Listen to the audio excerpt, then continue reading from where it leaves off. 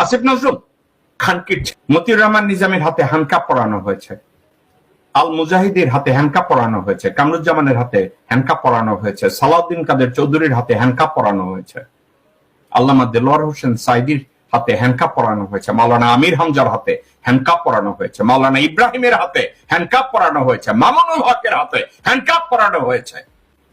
অধ্যাপক গোলাম আজমকে যখন হাজতে নেওয়া হয়েছে, উনি হুইল চেয়ারে ছিলেন, আপনি হ্যান্ডকাপ পরাইছিলেন, আওয়ামী গভর্নমেন্ট তাদেরকে হ্যান্ডকাপ পরাইছিল। রফিকুল ইসলাম মাদানির হাতে হ্যান্ডকাপ পরানো হয়েছে। তাইলে এই মাদারসান ভারতীয় শুয়োরের বাচ্চা খানকিদের হাতে কেন হাত করা পরানো হয় নাই? এই খানকি মাগিরা কি করে মিষ্টি মিষ্টি হাসে আর পুলিশের সেবা যত্নে এত জামায়ের মতো দেখতে হাজতে যায়? এইসব লেকচার দেওয়া বন্ধ করেন। আলেমে ওলামাদের গ্রেপ মিথ্যা মামলা দেওয়া হয়েছে, এইসব বন্ডামি কথাবার্তা বাদ দেন, এসব হিপোক্রেসি বাদ দেন। যেসব খানকির ছেলেদের জামাই আদরে পুলিশের ওইখানে নেওয়া হয়, কেন তাদেরকে হাত করা পরানো হয় না? পলকের হাতে কেন হাত করা নাই? দিব্যমণির হাতে কেন হাত করা নাই? আনিসুল হকের হাতে কেন হাত করা নাই? সালমান রহমানের হাতে কেন হাত করা নাই? শাহজাহানের মতো দালাল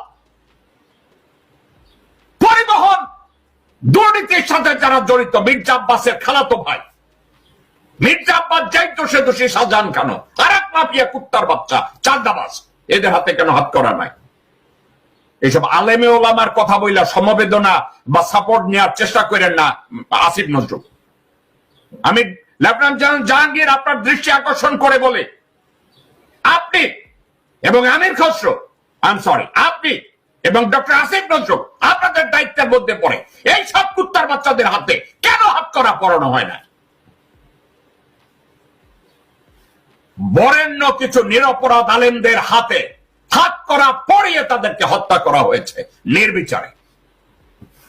এদের হাতে কেন হাত করা নাই? আমি চাই না আপনাদেরকে 14 গোষ্ঠী উদ্ধার করতে।